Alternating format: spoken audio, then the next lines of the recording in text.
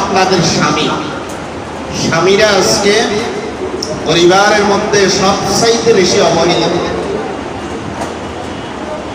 যেই মহিলাটা আমাকে প্রশ্নগুলো করলো, এরকম চমৎকার চমকপ্রদ প্রশ্ন তোমরা কি আর শুনেছ? একজন মহিলা এত গুরুত্বপূর্ণ প্রশ্নগুলো করতে পারে, তোমরা কি শুনেছ? সাহাবাই কেরাম বললেন,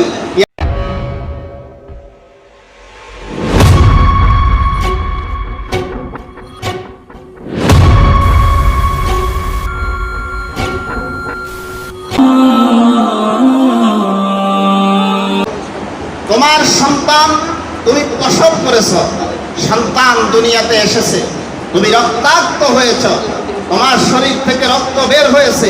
তো রাসূল বলেন, আসমা বিনতে ইয়াজিদ, তুমি জানিয়ে দিও, এই যে রক্তাক্ত হলো একজন নারী স্বামীর সন্তান পৃথিবীতে আনার কারণে, তো রব্বুল আলামিন তার আমলনামায় জিহাদের ময়দানে গিয়ে গাজী হলে পরে ইসলামের জন্য রক্ত শরীর থেকে এক ফোঁটা বের হওয়ার কারণে, গাজী ফিরে আসতে পারার কারণে গাজীর সওয়াব তার আমলনামায় দেওয়া হলো। তো রব্বুল আলামিন সন্তান প্রসব করার পরে ওই নারী যদি সুস্থ থাকে, রব্বুল আলামিন দয়া করে তার আমলনামায় গাজীর সওয়াব লিখে দেন। সিদ্দিক আকবর মাদ্রাসা কর্তৃক আয়োজিত আজকে মহিলা সমাবেশের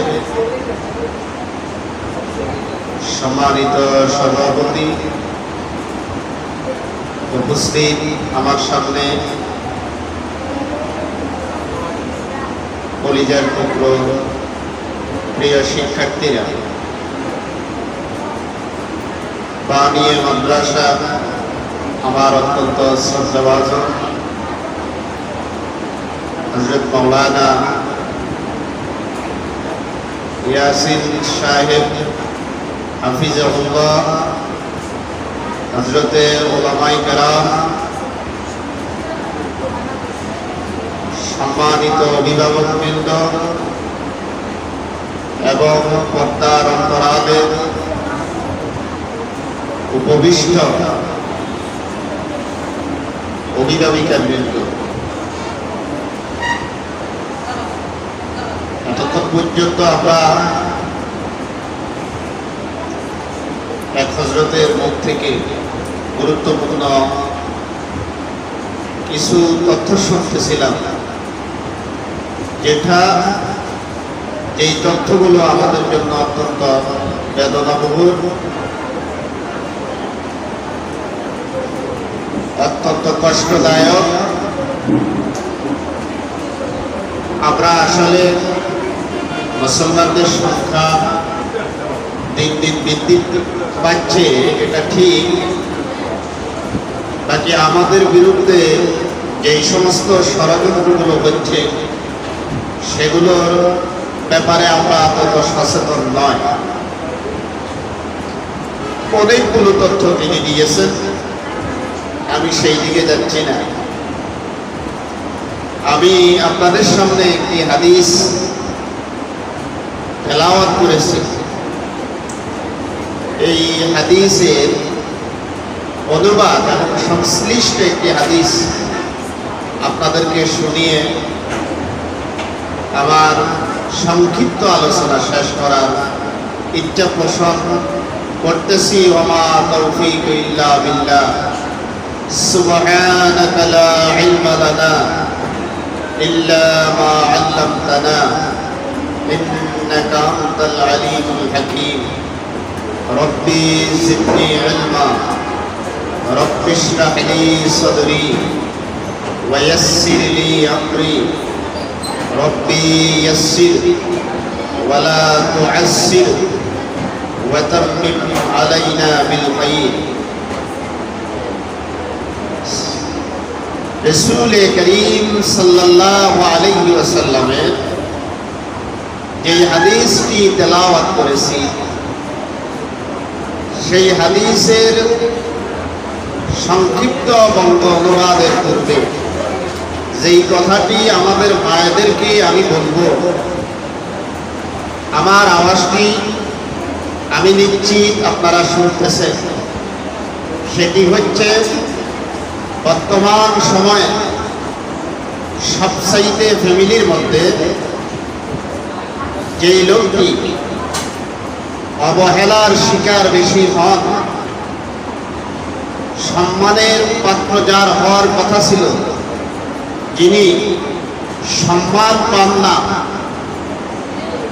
যাকে সম্মান দেওয়া হয় না, তিনি হচ্ছেন এই আমাদের বাচ্চাগুলো যারা সামনে আছে এদের আব্বা। আর আপনারা যিনারা এই বাচ্চাগুলো গর্ভে ধারণ করেছেন, এই সন্তানগুলোর বাবা এবং আপনাদের স্বামীরা আজকে পরিবারের মধ্যে সবচাইতে বেশি অবহেলিত। সুন্দর বাসনভঙ্গি, সুন্দর কথাগুলো বলা উচিত ছিল স্বামীর সাথে। তো এই সুন্দর আচরণ আমাদের অনেক স্বামী, অধিকাংশ স্বামী তার স্ত্রী থেকে প্রাপ্য সম্মানটুকু পান না। রাসূল করিম সাল্লাল্লাহু আলাইহি ওয়াসাল্লাম আল জামিউস সাগীর সহিহ ইবনে হিব্বানের হাদিস আমি তেলাওয়াত করেছি। রাসূল করিম সাল্লাল্লাহু আলাইহি ওয়াসাল্লাম বলেন, আল মারআতু ইযা সাল্লাত খামসাহা, যদি কোনো নারী 5 ওয়াক্ত নামাজ পড়ে। কয় ওয়াক্ত নামাজ? 5 ওয়াক্ত নামাজ। এই বাচ্চারা তোমরা হাদিসটা মুখস্থ করো বাংলাতে। আল মারআতু ইযা সাল্লাত খামসাহা, কোন মহিলা যখন কয় ওয়াক্ত নামাজ পড়ে? 5 ওয়াক্ত নামাজ। ওয়া সামাত শাহরাহা, রমজান মাস আসলে পরে সেই রমজান মাসের রোজাগুলো আদায় করে। 1 নম্বর পয়েন্ট, আল মারআতু ইযা সাল্লাত খামসাহা,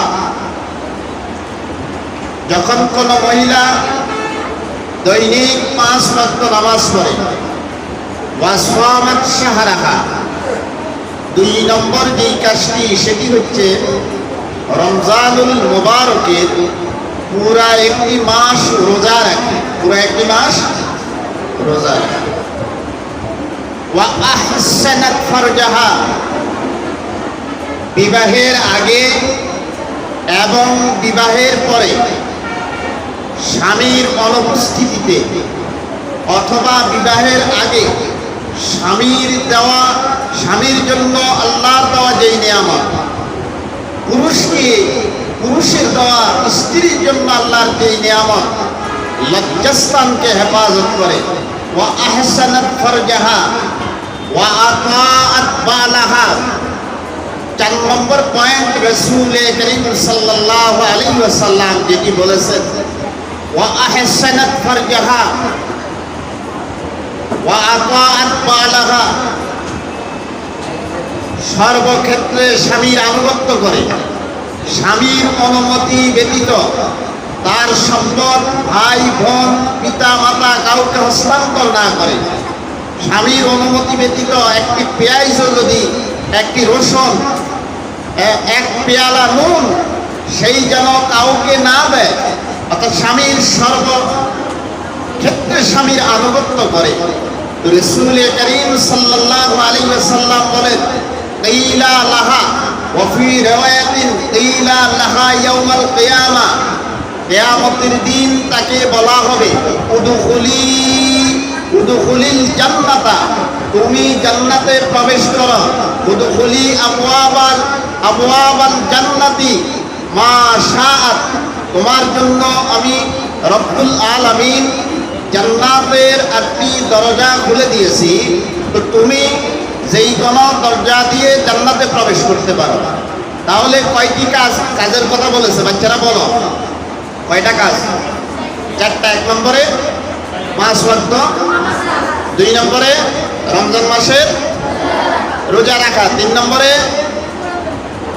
লজ্জাস্থানের হেফাজত করা, 4 নম্বরে স্বামীর আনুগত্য করা। মায়েরা এই 4টি কাজ যদি করেন, রাসূল বলেন কিয়ামতের দিন আপনাদেরকে বলা হবে যে তোমার জন্য জান্নাতের দরজা খোলা, তুমি যেই কোনো দরজা দিয়ে জান্নাতে প্রবেশ করতে পারো। মুসনাদে আহমদের আরেকটি হাদিস, আমার শ্রদ্ধাভাজন হুজুর চলে এসেছেন, এই জন্য মুসনাদে আহমদের একটি হাদিস আমি বাংলা বলেই আলোচনা শেষ করবো ইনশাআল্লাহ।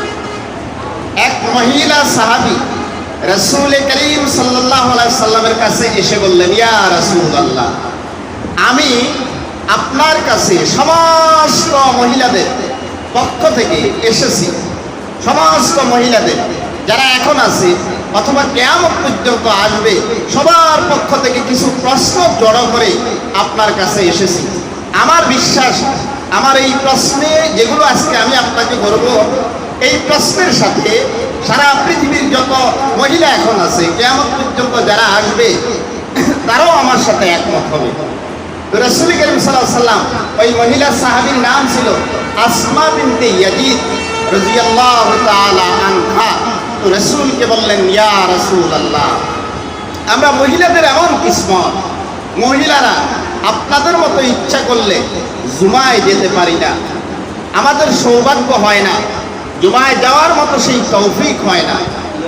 ইয়া রাসূলুল্লাহ, এই যে আমি আপনাকে প্রশ্নটা করলাম, এই প্রশ্নের সাথে এখনকার সাহাবাই কেরাম যারা আছে তারা তো একমত হবেন, যারা আমার কথা শুনতেছেন, বিমাখরিজিয়া আমার বের হওয়ার কথা শুনতেছেন, তারা সকলেই আমার সাথে একমত হবেন। ইয়া রাসূলুল্লাহ, আমরা আপনাদের মতো ইচ্ছা করলে উমরার পরে উমরা করতে পারি না, আমাদের পক্ষে উমরা করার জন্য মাহরিমের প্রয়োজন হয়। ইয়া রাসূলুল্লাহ, 3 নম্বর প্রশ্ন, ইয়া রাসূলুল্লাহ, আমরা ইচ্ছা করলে, নিজের টাকা পয়সা থাকলে, নিজের সম্পদের মালিক হলে আমরা মাহরিম ছাড়া হজের পরে হজ করতে পারি না। ইয়া রাসূলুল্লাহ, এই 4 নম্বর প্রশ্ন, আমরা ইচ্ছা করলে জিহাদের ময়দানে অংশগ্রহণ করতে পারি না, আমাদের জন্য জিহাদের ময়দানে অংশগ্রহণের সচরাচর নিয়ম নেই, শুধু সুস্থতার জন্য আপনার অনুমতি সাপেক্ষে আমরা জিহাদের ময়দানে যেতে পারি। আমরা জিহাদের ময়দানে গিয়ে গাজীও হতে পারি না, শহীদও হতে পারি না, যেটা আপনারা হচ্ছেন, আপনারা উমরার পরে উমরা করতেছেন।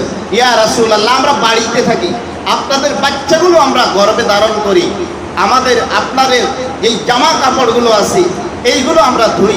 রাসূল করিম সাল্লাল্লাহু আলাইহি সাল্লাম আশ্চর্য হয়ে গেলেন, ফারাহাতান, রাসূলের চেহারা একেবারেই আনন্দচিত্ত হয়ে গেল। রাসূল সাহাবাই কেরামদেরকে বললেন, এই যে আজকে যেই মহিলাটা আমাকে প্রশ্নগুলো করলো, এরকম চমৎকার চমকপ্রদ প্রশ্ন তোমরা কি আর শুনেছ? একজন মহিলা এত গুরুত্বপূর্ণ প্রশ্নগুলো করতে পারে, তোমরা কি শুনেছ? সাহাবাই কেরাম বললেন, ইয়া রাসূলুল্লাহ, এত চমৎকার কোন মহিলা প্রশ্ন করতে পারে সেটা আমরা শুনি নাই। রাসূল করিম সাল্লাল্লাহু আলাইহি সাল্লাম আসমা বিনতে ইয়াজিদ রাদিয়াল্লাহু তাআলা আনহাকে বললেন, দেখো, তুমি যেই প্রশ্নগুলো করেছো যে তোমরা জুমায় যেতে পারো না, উমরার পরে উমরা করতে পারো না, হজের পরে হজ করতে পারো না, জিহাদের ময়দানে গিয়ে শহীদ অথবা গাজী হতে পারো না, জামাতে গিয়ে জামাতে নামাজ পড়ার যেই সওয়াব সেটার অধিকারী হতে পারো না। তো শুনো, তুমি যদি তোমার স্বামীর ত্যাগ করো, তোমাদের স্বামীর আনুগত্য করো, তাহলে তুমি যদি ঘরে নামাজ পড়ো, যেরকম পুরুষ জামাতের শরীক হয়ে যেই সওয়াবটা পাবে, সেই সওয়াব রব্বে কারীম তোমাদের আমলনামায় দিয়ে দিবেন, তোমাদের আমলনামায় দিয়ে দিবেন। পড়ছো নামাজ ঘরে, স্বামীর আনুগত্যের কারণে রব্বুল আলামিন জামাতের সওয়াব দিবেন।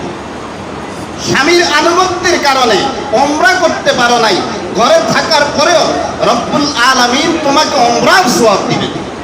স্বামীর আনুগত্যের কারণে হজ করতে পারতেছো না, তার অনুমতি ব্যতিরে হজ করতে পারতেছো না, তো রব্বুল আলামিন হজের সওয়াব তোমাদের আমলনামায় দিয়ে দিবেন।